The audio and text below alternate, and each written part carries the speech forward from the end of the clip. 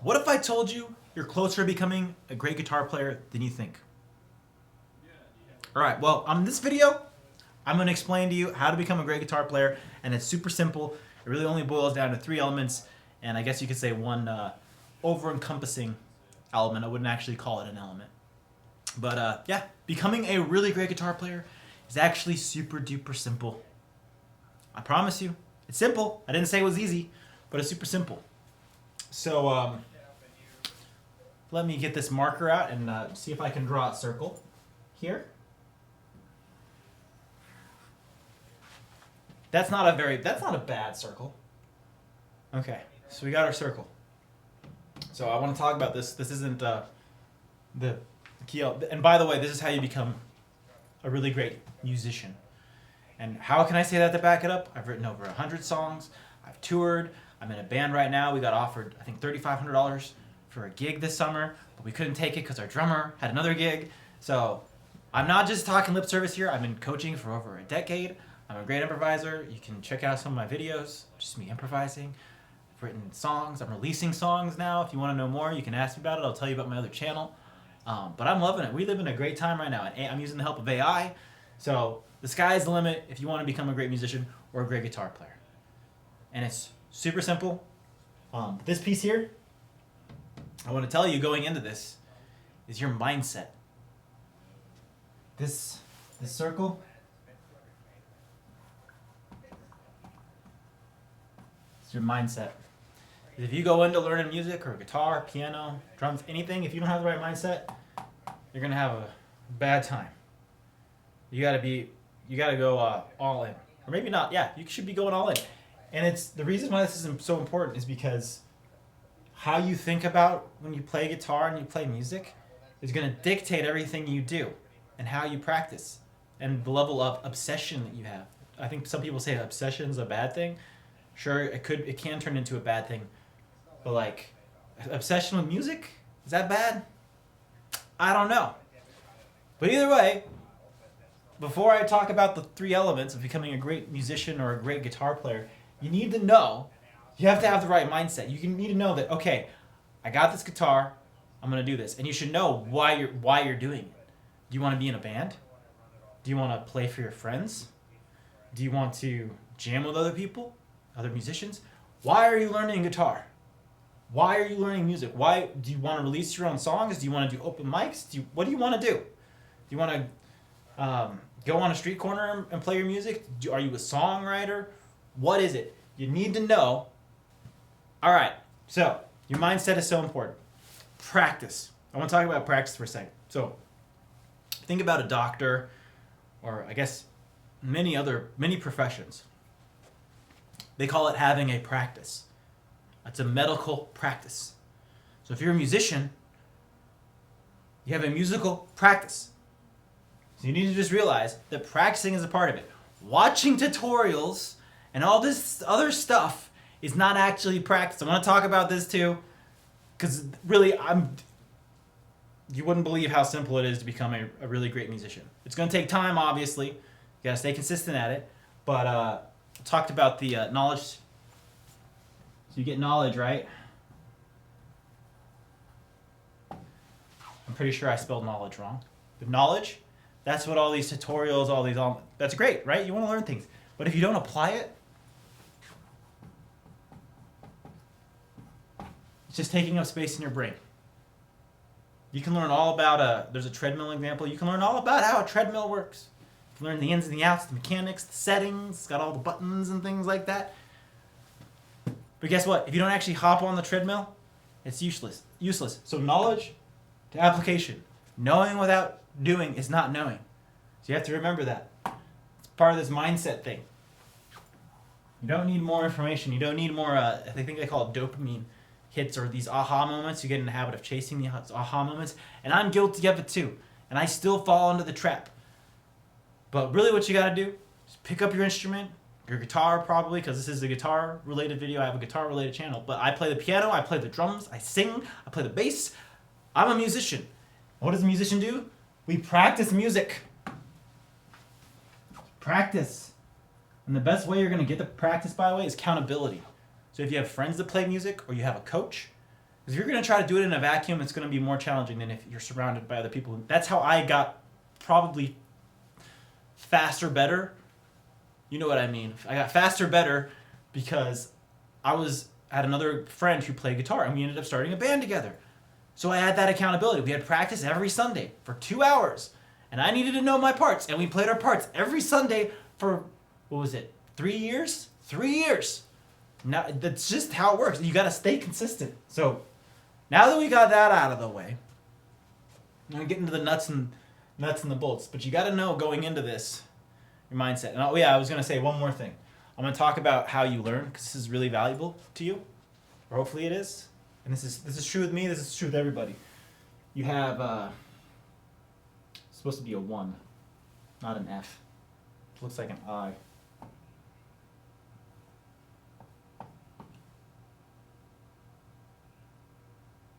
Okay.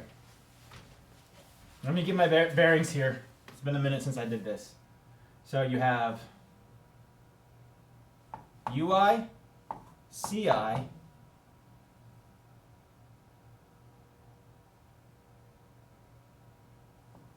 CC, and UC. Okay, so U stands for unconscious, I stands for incompetence, C stands for conscious. Again, we already talked about I, incompetence.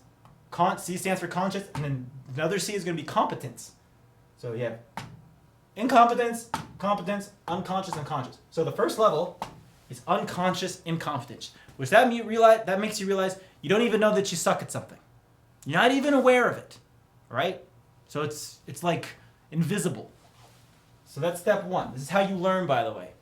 2 is you become consciously that you're incompetent, which you realize you suck, right? I think I said this in some of my videos. If you don't know you suck, you're always going to stay stuck. So realizing that you suck, I'm not correct that in there. Realizing that you suck is actually a really great thing, because as soon as you realize you suck, then you can go to start correcting it. So let's take it to guitar. You got a guitar, right? You just bought a guitar and you go online, look up tabs, you're on the apps, all this stuff, and you're like, I suck. What do I do? So you realize you suck. So then the third step is eventually, by the way, this is the most important step. The third step is you start to become consciously competent. Like, okay, yeah, now I'm getting better at this. I'm learning that lick. I'm learning Smoke on the Water. I'm learning Iron Man, right? And then you just do that for enough time. And then eventually, step 4 is you become unconsciously competent, which means the neurons in your brain have basically rewired themselves where you don't even have to think about it. You could say it's muscle memory in a sense. Like me shooting these videos. I used to be literally terrified.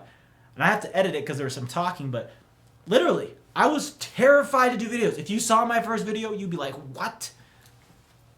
I realized I suck.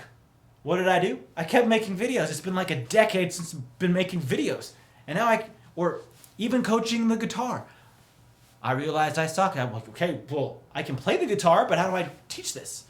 And then you got to do all this other business, sales, marketing things, which is a whole nother conversation. And then, so yeah, I'm not going to go too far down that rabbit hole, but the point is, realizing that you suck at something is actually a really good thing.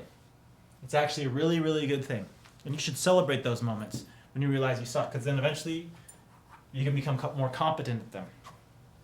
So anyways, excuse me, that's how you learn. So your mindset going into this, before I talk about these elements, is the overarching part of this. It's almost, I want to put in identity. Spelling was never my strong suit. I think close enough is what they say. Or as my guitar teacher used to say, close only counts in horseshoes and hand grenades. Anyways, mindset is really important. Whatever you do, especially when it comes to playing music, because if you're going to go in and you're not going to go all in on this and you're going to talk yourself out of it and you're not going to start seeing yourself as a guitar player or as a musician, you're not going to become a great guitar player. I'm sorry. But you need to go in. You need to go all in. You're like, okay, I'm doing this. And by the way, let's talk about one more thing before I get into these 3 elements of guitar playing. I'm going to try to keep these videos under 30 minutes. There's this concept called a DCA.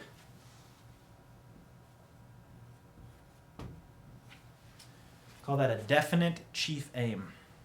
It was Napoleon Hill who coined this. There's a book called Think and Grow Rich. I highly recommend you read it. It's about becoming successful.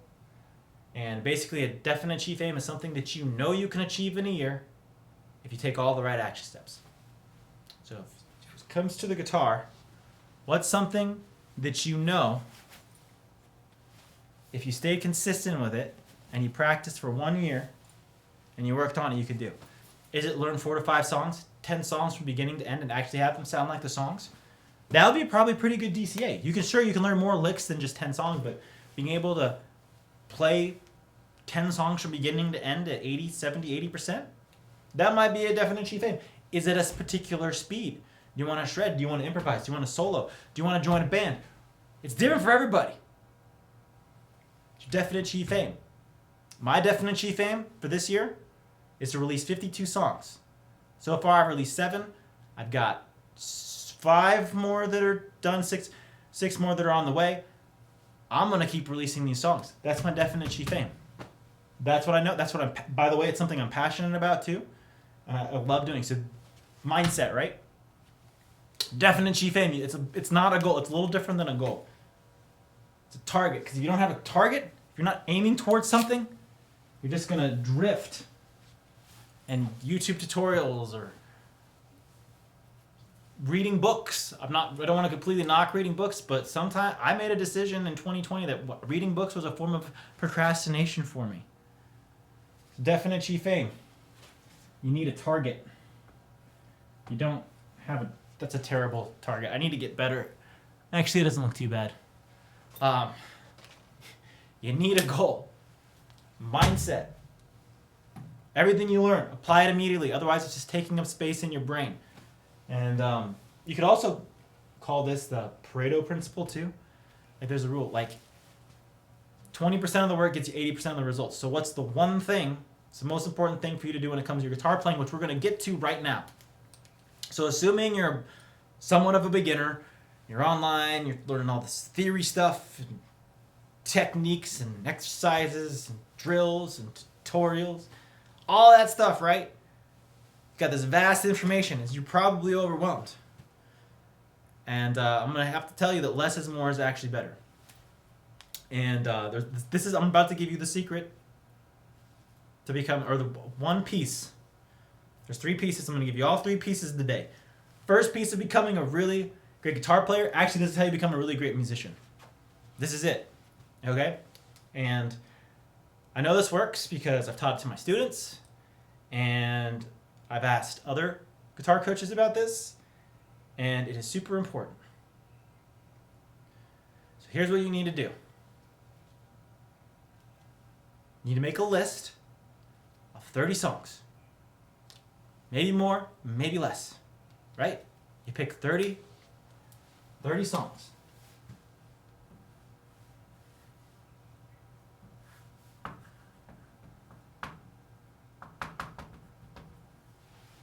Make sure I can spell correctly.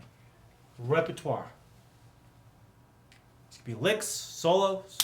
It's when I say songs, I generally mean like you don't have just make a list of songs, and then you go to your record player. I know we don't have record players anymore. We've got phones and we've got computers. You get a speaker. Okay, I'm telling you exactly what to do. Okay, hopefully you have a studio. You don't have to be super loud if you're in a home or an apartment or whatever. You got a computer. Hopefully you have a desk, laptop. You have access to YouTube. There's also a software that's super, super duper cool. Go sign up for my free training. I believe I talk about it in that training. Song list. You put the song on, right? And you try to play it. Now you can use your ear and really try to fumble it out. That's why tabs are so important. Before you look at any YouTube tutorial, take the first song from your list, hit play, listen to the song. You hopefully already know it. So you're already 20, 30% of the way there because you know the song already because it's your song list. It's a song that you like and want to learn. Then you look up the tabs. Now the tabs are probably not going to be perfect, which is fine. You're going to stumble through it, and what you're going to do, you're going to play it once, and then you're going to pick up your guitar. Hopefully you have an amp or you're doing it acoustic, whatever. But you got a speaker going, and you're going to try to play. I would really highly recommend you have speakers, not just playing out of your laptop speaker. You want a speaker of some sort. You play the song, you got your guitar, and you try to play along with the song. And do it badly, because let's talk about practicing. Practicing for a second. If you go to like a music school, you got all these practice rooms, right? And you were to listen in, it's going to sound bad. So you got to be okay with it sounding bad, okay? Just a little caveat. That's a big part of it is you got to be okay sounding bad. And that's just fine. It's part of the learning process. And I know the older we get, the less we want to do that. But remember, before you didn't even know you suck, but now you got your guitar, your instrument, and now you realize, okay, I suck. But this is the best part, because as soon as you know that you suck, you can start to go to correct it. And then eventually you become consciously competent. Which means, okay, yeah, I'm getting better. And then eventually you don't have to think about it. It becomes muscle memory. And then guess what? This is the most beautiful part. You realize you suck again. And then you go through the process again. But realizing you suck is where all the gold is. Okay, so back to this. Repertoire. Play it badly. Realize you suck. So you're probably going to start playing these songs and you're going to realize, okay, I suck.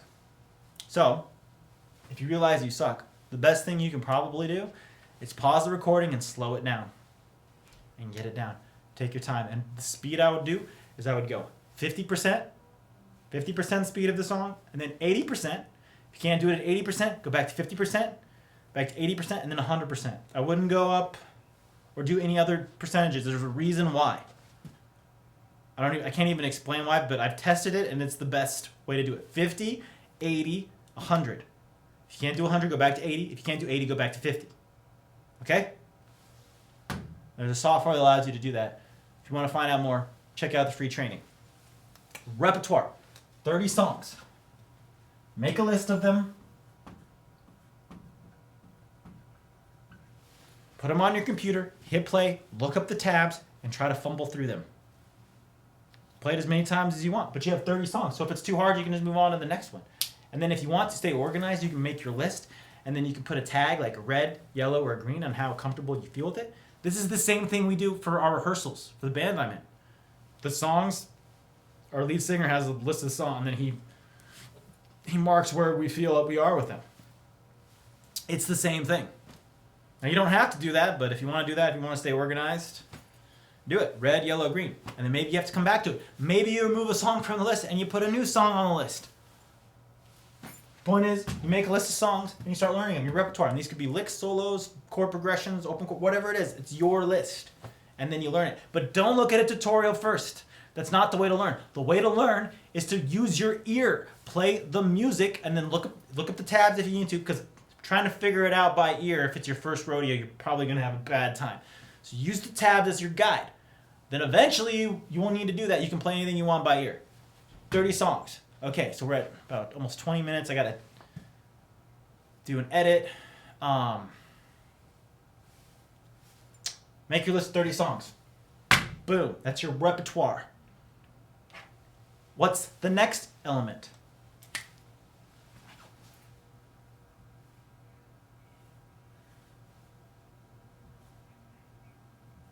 Any guesses? It's your technique. As you're learning these songs, you're probably going to realize, or hopefully you're going to realize, that if you just fumble through it, your technique isn't, you want to have good technique. Okay? And the best way to develop technique is to start slow and then go fast. Now, I like to label techniques as things like scales, arpeggio, legatos, vibratos. The list is endless, right? And you can even say the same thing with repertoire. You could include so many things.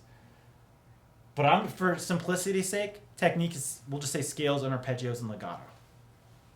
Because there's particular things that you do on the guitar, like hammer-ons, pull-offs, bends, slides, scales, arpeggios. You can practice those in isolation. By practicing those in isolation, it'll make learning songs a lot easier because you'll have the muscle memory. You'll be rewiring the neurons in your brain to connect the dots. And again, you can only connect the dots looking backwards. And if you don't know what to practice when it comes to technique, if you're new, practice minor pentatonic pattern number 1. That's it.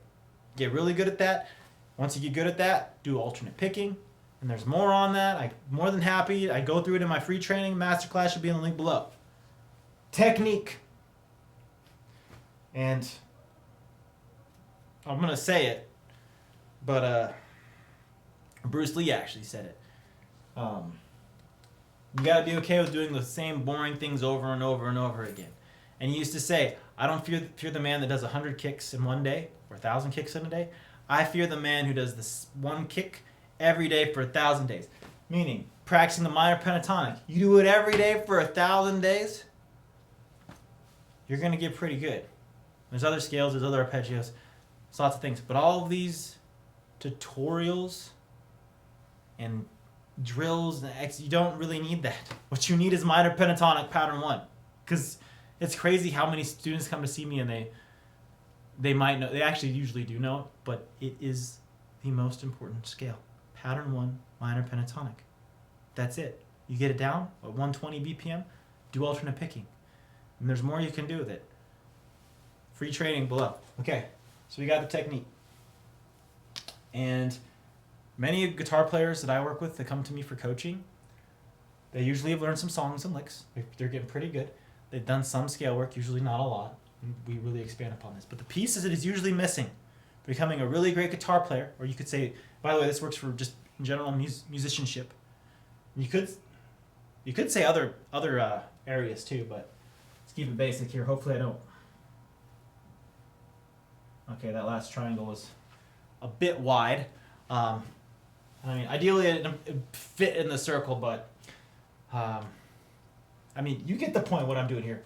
This is the Triforce, becoming an awesome guitarist. You know what the third piece is? It's a theory. So this is actually how you connect the dots. So, I mean, I can get my guitar and demonstrate some things, but I will get into that in some other videos. But I wanted to give you an overarching view of this. If you get all three of these elements dialed in, this is how you become a master musician. This is what the best musicians do. Even the theory side, if they don't even technically know, like it's an A or B, they know. All the great guitar players, even if they never were classically trained or looked at the theory, even they can use their ear, and I would even say ear training is a form of theory. They can, when they find their spot, they know. And how do I know this? It's because that's what I did before I actually started learning the nuts and the bolts of the theory. I was stuck using pattern 1 pentatonic, which is fine. I wrote some really great solos without knowing the theory. You don't have to learn it, but I guarantee it, if you want to become a true savant or a virtuoso, if you want to reach that level and you want to actually know how everything goes together, you're going to start noticing patterns from your repertoire. And you can stay there. Or you can stay here. But I guarantee it, all the really great guitar players, even if they're just using their ear, that's a form of theory. Because they know what notes sound good in a particular key, and they know their spots by using the fret markers. How do I know this again? Because I did it. But I was having an issue because I was like, something isn't right. So I actually developed a whole entire guitar system for lead guitar, to write better solos, navigate the fretboard, because I was like, there's got to be some way to glide up and down this fretboard if other guitar players are doing it. And I had to go on this whole entire quest. I started looking up all of these theory things, and it was a very long and painful process. And then I remember I had an aha moment. I was in Chicago, and I finally saw the matrix of the fretboard, but I had to learn some of the theory stuff because I wouldn't have been able to connect the dots without it. And that's exactly what I teach in my program, and I touch on it in my free training actually. So you should go check that out. And we're at 26 minutes. We talked about how you learn. Just realize you don't even know that you suck. Then you realize you suck. Then you realize you're getting better, and then you don't even think about it. You're getting better, and it just becomes part of you, right? So that's how you learn. We talked about mindset and identity. So all this, the repertoire, the technique, the theory. If you don't have a reason or a goal, or if your mindset's off, here when you're learning your songs, you're learning your technique, you're learning your theory, you're not going to be able to progress. So the mindset is really the most important thing. And the best mindset you can have that all the pros have, and not just in guitar and music, is that you're not going to quit. I even have a sign that says don't quit. So as long as you don't quit, you do it, you stay consistent, you show up, you got a goal, a DCA, definite chief aim, what you want to do, write a song, play in a band, something you know you can achieve in a year, 6 to 12 months. If you do all the right steps, you take action every day. And then you practice your songs, your technique, your theory. Now, eventually you'll be able to connect all three, but for now, just focus on your repertoire. If you're already good at that, if you feel confident with that, it's probably time you start learning some scales and things. You probably need these two pieces. How do I know this? Because I know I've went through this whole entire journey, okay? Fortunately enough, I had a teacher for a little while and did some group guitar lessons, and he told me that I needed to learn the pentatonic and some scales. So I learned those scales because I wanted to shred. That was my reason, right? My mindset was like, okay, I'm going to shred. I better learn this. And again, you can work on your technique as you're working on your songs, but that's basically it. You want to become a great guitar player or a great musician, focus on these three elements. Your repertoire, phrasing, songs, solos, licks, riffs, you name it, chord progressions, technique, for simplicity's sake, scales, arpeggios, legato, and theory. This is circle of fifths. It's major scale formula. It's the chord formula. It's your 1/3s and your 5s, your chord constructions. And it's a lot. Yeah, sure. Techniques and scales. Yeah, it's a lot. Repertoire, 30 songs. Yeah, it's a lot. But you chip away at it every day. Like the statue of David. I think that was Michelangelo, right? It wasn't just a block and then he just chipped it away in one day, did he? No. He chipped away at the sculpture day by day. So that's why this mindset is in the background.